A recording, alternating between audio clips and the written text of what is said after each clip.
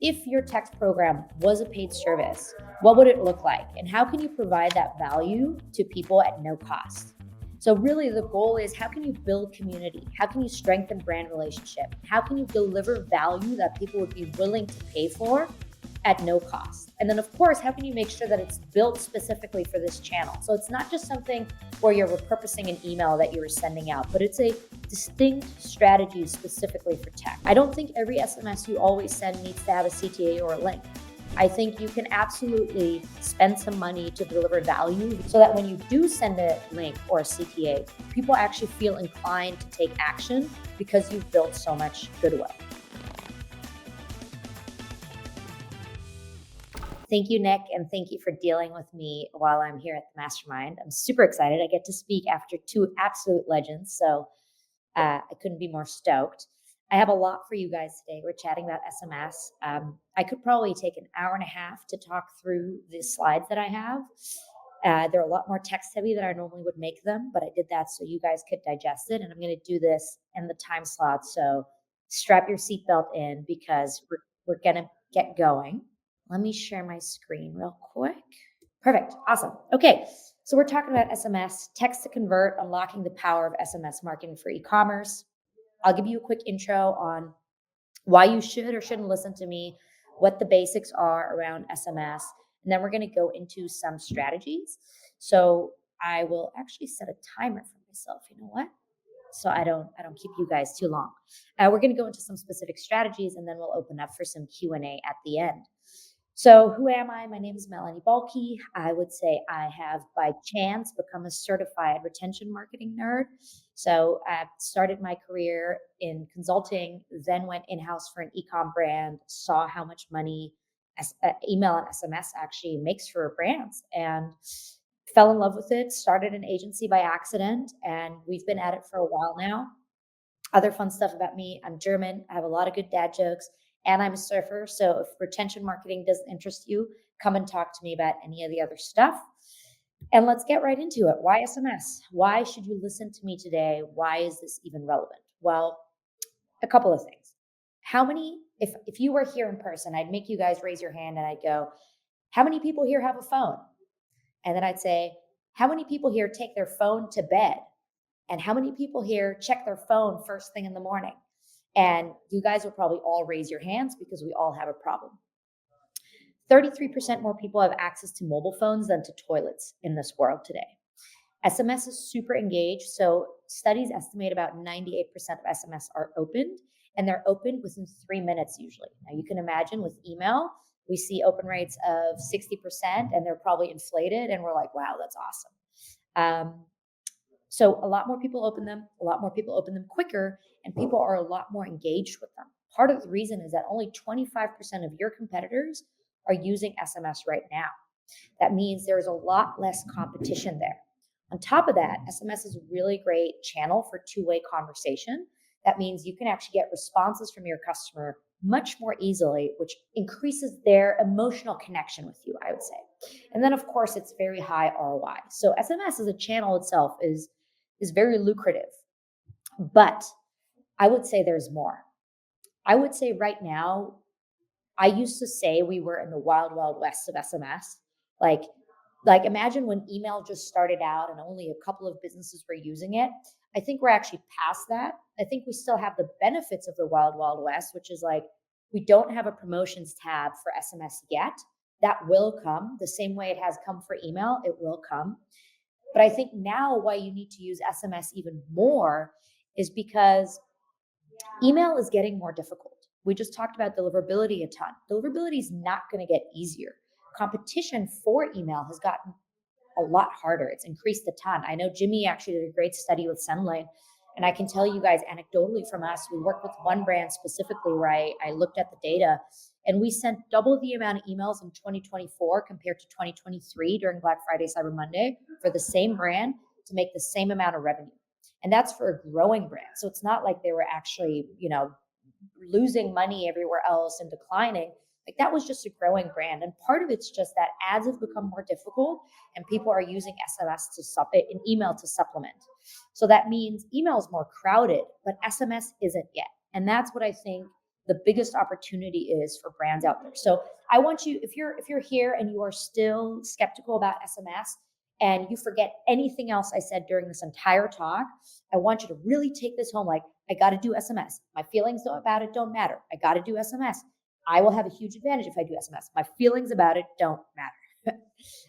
Because the biggest thing we get is people say, oh, but I hate receiving SMS and blah, blah, blah, blah. And I'm like, do you like money or you do not like money? It's really two things. If you like money, I highly recommend you do SMS. And we, in fact, see that about 20% of email and SMS revenue should be coming from SMS right now. So if you take one thing away, my feelings don't matter. If I like money, I should be doing SMS. Now, I will tell you guys, there are a couple of basics that people get really wrong, why other people hate SMS and why you, if you hate SMS, probably hate SMS. One, you have to think about SMS in the context of your entire life cycle. SMS is a supplement to email. It's not a separate channel. They don't live separate from each other. They should live in unison. That means think about your life cycle of your customer, where email marketing fits in, and how SMS can be supplemental and integrate with email. So if you have like a back in stock email flow, SMS should be supplemental to that. It shouldn't be like the same thing at the same time. You should really think about, okay, we're first going to send them a text. If they respond, then we don't send them an email. If they don't respond, then maybe we send them an email a couple of days or hours later. So really, you want to think about it in unison with your email channel. The second thing, and I think this is the thing that most people tell me when they're like, oh, I hate SMS. I got unsolicited text messages. I'm like, yeah, I mean, obviously that's the most legal thing you can do. In email, people get away with it. It's kind of a gray zone. Most people have like notification bankruptcy in email anyway. They're so used to getting spam, they don't even care. It's like, whatever. But in text, I can tell you that people do care. And why do they care? Because they're not getting a lot of them and because they see them immediately. So please, if you do SMS, follow TCPH, the Telephone Consumer Protection Act. Make sure every SMS has clear opt-out instructions. Be transparent on who you are and always, always, always obtain consent. Never send a text message if you do not have clear consent. And I will tell you a little horror story of Ease. Ease is a cannabis delivery brand. They're actually really well funded. They're huge. And they at one point thought that it was a good idea to go and send unsolicited text messages. Well, they went completely viral on Twitter, as you can see here in the screenshot, and also here in this other screenshot. And they have a huge class action lawsuit going against them. So it doesn't matter who you are. You can be a massive brand. Please do not do this. It is literally the reason people are afraid to use text, and it will get you in trouble. It's not like email where people will, they're like, oh, whatever. Like, people get very mad about this. So the reason I'm mentioning this is because I think most people don't want to do text because they don't know how to do text right. And so I'm going to give you a bunch of strategies of how I believe you can do text messaging in a way that brands are actually going to love your texts and want to receive them.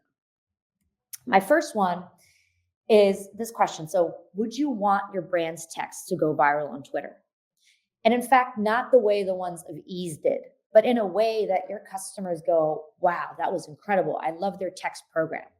Do you want to receive an award, maybe even for community building with your text messages? Do you want to be growing so fast that it might even become a separate service? Because you can.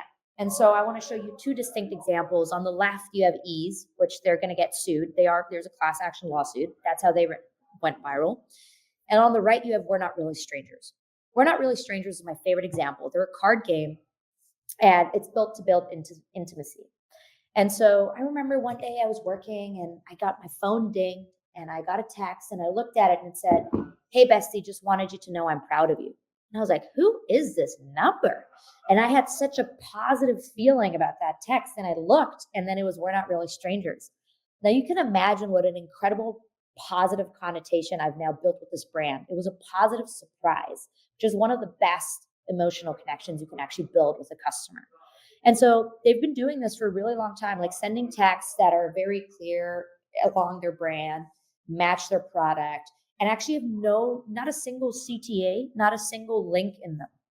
So you can see in the screenshot, like, can we talk about the way I feel about you? I think you're amazing, and I hope you're being kind to yourself through everything you're working through. You got this. And so they went so viral, and they actually grew their text program so quickly that it turned into a separate paid service. So my question for people is always, if your text program was a paid service, what would it look like? And how can you provide that value to people at no cost? So really the goal is, how can you build community? How can you strengthen brand relationship? And how can you deliver value that people would be willing to pay for at no cost? And then of course, how can you make sure that it's built specifically for this channel? So it's not just something where you're repurposing an email that you were sending out, but it's a distinct strategy specifically for text. And so just so you guys know, We're Not Really Strangers grew from March 2020 to December 2020 from 14,000 subscribers to 1.2 million. It's a whole separate paid service now. They got 7 million responses from 75 million texts they sent. That's basically 10% of people responded to their texts. As you can imagine, that's incredible. I want to give you another example, Judy. Judy is an emergency preparedness kit, and what they did was really cool, is you could just text them your questions and someone would answer them in real time. Now, back then, this probably had to be customer support people. By now, you can really automate a lot of this with artificial intelligence. And so I think this is another really cool example of how you can do that. In fact, if you go to Judy's website, it's a product that you can add to your cart, and then you check out with all your information. It's $0. I love that because it gives them so much information about you. They get your address, your name, your phone number, your email, and it's still free though. But you also get their SMS alerts, by the way. So SMS alerts is like, if there's ever an emergency, then they will send you a text like what to do and where to go. And I think this is a really great example. You can see Aaron Orendorf, who I absolutely adore and love, tweeted about it as well I think this was during COVID, so it was very in the times, so to say. But yeah, I don't think every SMS you always send needs to have a CTA or a link. I think you can absolutely spend some money to deliver value via that channel, so that when you do send a link or a CTA, people actually feel inclined to take action because you've built so much goodwill. Now, let's say you don't really know what to do. I'll give you a really simple strategy here, is build value by teaching people how to use your product. So this drives product adoption, this drives product education, but this also helps people actually learn more. So in this case, Hydrant is sending stuff like, hey, try to drink a Hydrant about an hour before bed and see how you feel when you wake up, right? That really helps you actually stay more hydrated. Now, this is a really great way to, again, build value, but also showcase the product. Another example is just like feeling tired, you're probably dehydrated. You know what to do. And they add a link around learn more, and then you can probably go and learn more about Hydrant, but they honestly could send that SMS without a link, and I would be completely fine with it. And then later you can drive a link a little bit later to get that engagement and the clicks, which is important via SMS as well. So concerns around the strategy people might have, it's like, does this make sense for my product? It doesn't make sense for every product, right? If you're an apparel brand, it might be harder to come up with ideas. But I do think almost any brand can actually successfully implement this. I want to talk about why this works. So a couple of things. The principle of reciprocity. You're doing something for the customer, so they feel more inclined to actually do something for you in return, which is purchase. You're building trust, and you're interrupting a pattern. All the other brands are just sending them promotion, promotion, promotion, and you're the brand that sends them something of value. They're going to unsubscribe from everyone else. They're going to build a positive relationship with you, showcasing authority, really, because you're giving them value, and they're eventually going to have a lot more goodwill to you, be a lot more inclined to buy from you than from other brands. So that was strategy number one. I know I'm breezing through this, but we'll get to questions later, and I hope you guys are ready for strategy two.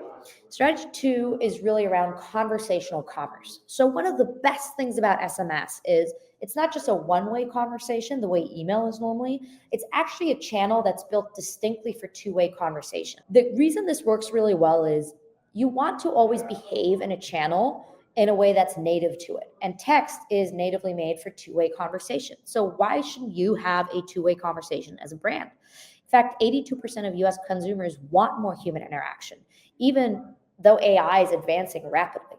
So, and if you think about it, even AI, their newest model, was not built on knowledge. It was built on actually making it more human. So what I want you to do is think about, what would conversation with your customers look like? In this example, I think you can even just make it cute, right? Make it fun, add a human element by being funny, humor, appealing to emotions. Like in this case, it's like, hey, Sam, thanks for trying Verb. I'm River, and this is your personal verb line. Also, here's a cute dog just to brighten your day. right? Suddenly your customer feels emotion. And we know that emotion is what creates bonds and what actually makes people ultimately buy. Another way that you can actually do conversational commerce is real-time customer support.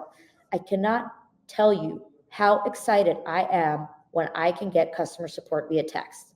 If you have ever experienced customer support via text, you know that it's about 1,000,000,000,000 times better than having to call someone. This, in my opinion, is one of the best customer support tricks that you can really use. And you can also use SMS and conversational commerce to learn more about your customers and develop better text messages after. So I'll show you a couple of options like Be Human here. They're really kind of like texting like a girlfriend would text another girlfriend. And when someone texts back, they actually respond. So having really live sales conversations. Postscript has a really great additional, I would say, offer where they actually help you do these live sales conversations. And then the Vitamin Shot, they're like sending a joke, trying to make you laugh, giving their brand more personality. I mean, if anyone needs it, the Vitamin Shop definitely needs it. Pattern, you could actually text a chef. Like didn't have to purchase, you could just text them for help in the kitchen. And then they would send you recipes, meal prep tips, troubleshooting, burned dishes, anything. So really like adding value to people's texts. And then live support, we talked about this one. Hey, what's the best way to cook green beans? Do you have any photos of the hat in the large hat box? And then here, perfect keto. I'm doing okay, but I don't really know when or if I'm in ketosis, right? So really having that extra live support for customers is, I can tell you from personal experience, it feels like someone puts a warm blanket on top of you. It really, really, really makes customers, and there's a ton of data on this, highly favor your brand. Segmenting customers. So I touched on this briefly, but you can use conversational commerce and you don't even have to really have a person do this. Brands like Attentive do this really well, where you can say, hey, like, what are you actually interested in? And they respond with a number, and then they go through a distinct flow based off of that number. So that now, let's say you're a supplement and someone is interested in powders, they're not interested in snacks, and they're not interested in health and wellness or gym swag. Now you can really talk to them about powders and the rest of your automated flow to make that flow a lot more personalized. A lot more personalized means a lot happier customers and higher conversions. So why does this work? I already talked about it's native to the channel. It is unique. It's like not a generic message, so they're less likely to ignore you and they're more likely to have a positive connotation with you. It's also very convenient for the customer. We're actually going to talk about that in a little bit more. And it builds trust, right? They feel like they're talking to a real person. They're having a normal conversation. It's just not just like a brand with no face, who you do not want to be in this scenario.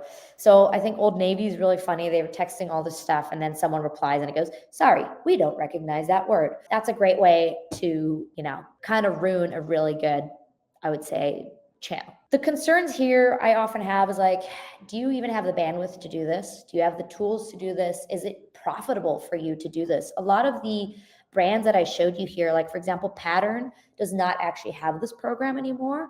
So my thought process is there, it probably just wasn't very profitable for them. So if you do decide to do a strategy like this, it is very important that you actually test whether the strategy is possible and is generating a positive lift for your customers. Okay, SMS strategy 3, we really are breezing through this.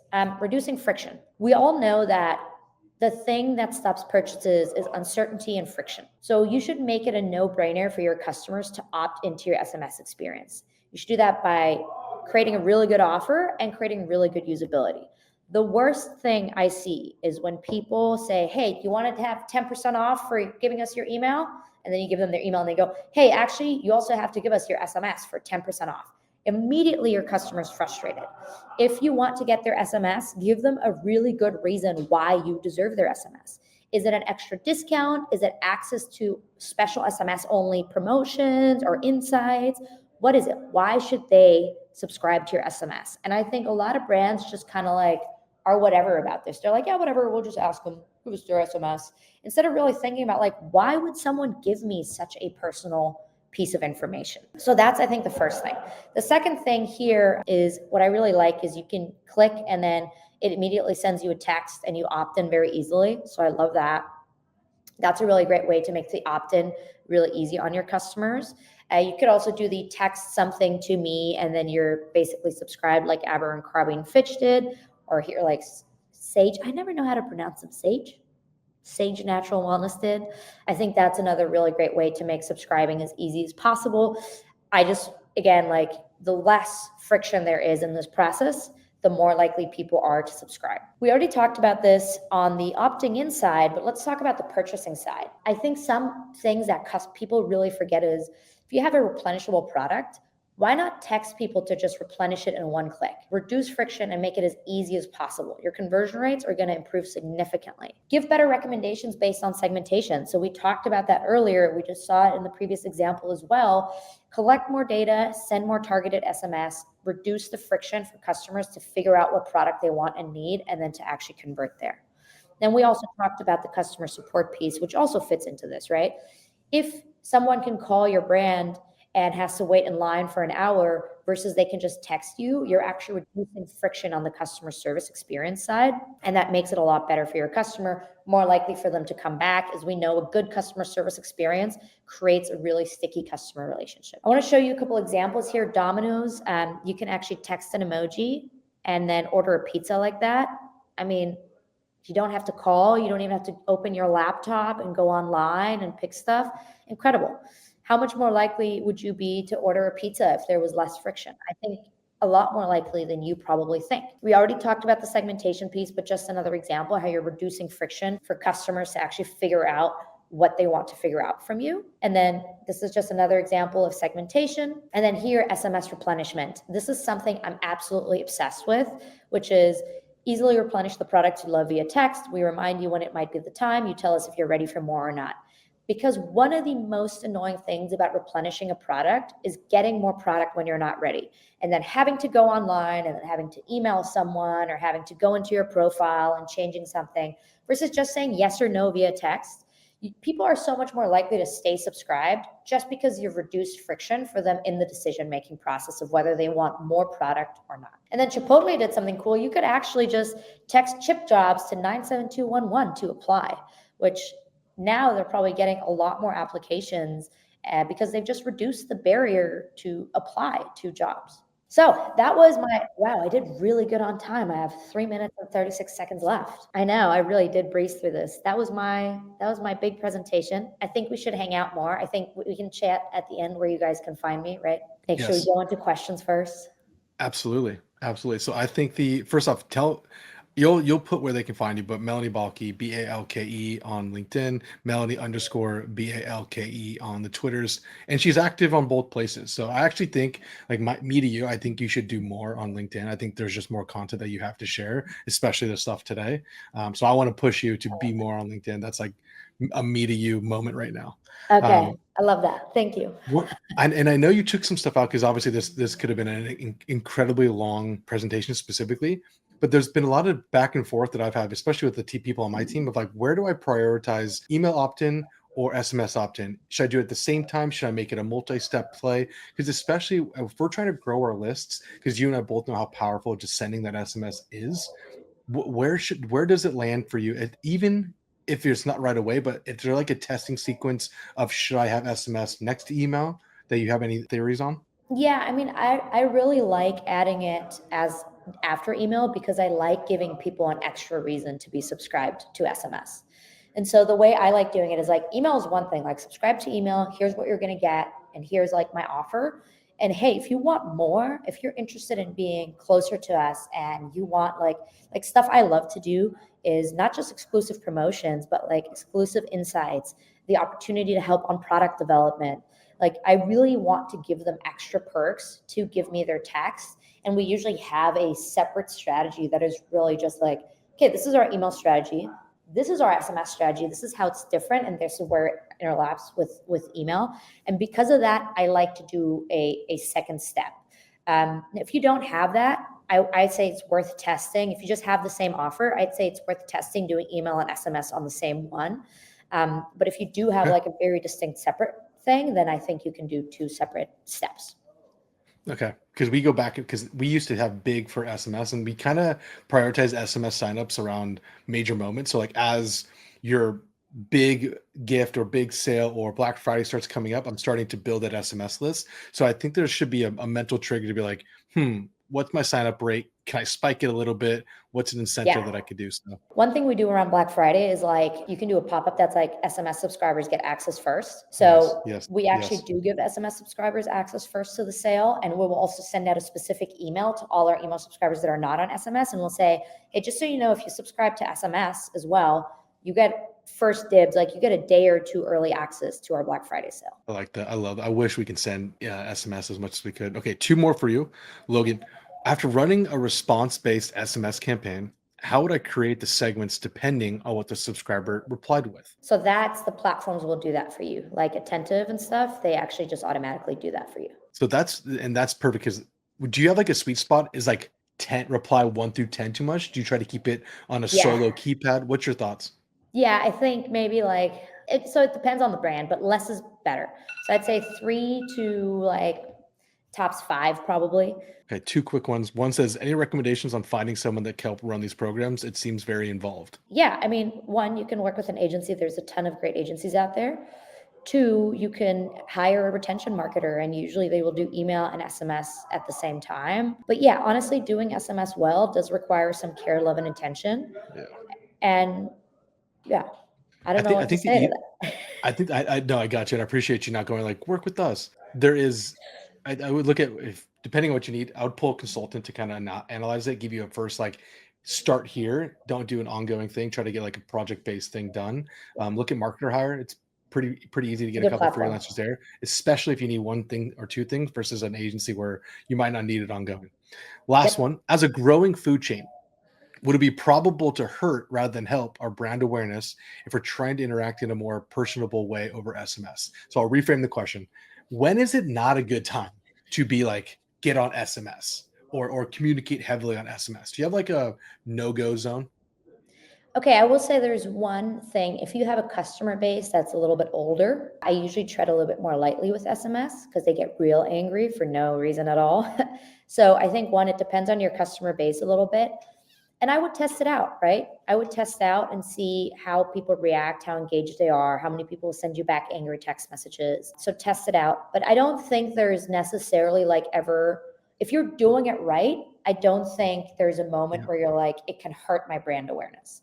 Unless you're doing it like ease, right? And you're like just texting people with no checks and balances, breaking laws, don't really have a good system. Like you guys need to know, like even ease opt-in text program was like every Thursday they'd send you the same offer with just a really funny pun. So their copywriters crush, but like the same offer, like I've got it 6 times in a row every week on Thursday. I'm not going to convert on that. So I think the only time it can really hurt you, and it doesn't matter where you're at in your life cycle, is if you do it carelessly. Yeah, that's very well noted on this. Guys, let's give it up to Mel. Mel, she'll drop all where you can get a hold of her in the chat. Yep. Enjoy the event you're currently at. Thank you for being a part of us and sharing with us. We really, really were thankful for you. Yeah. Thank you guys.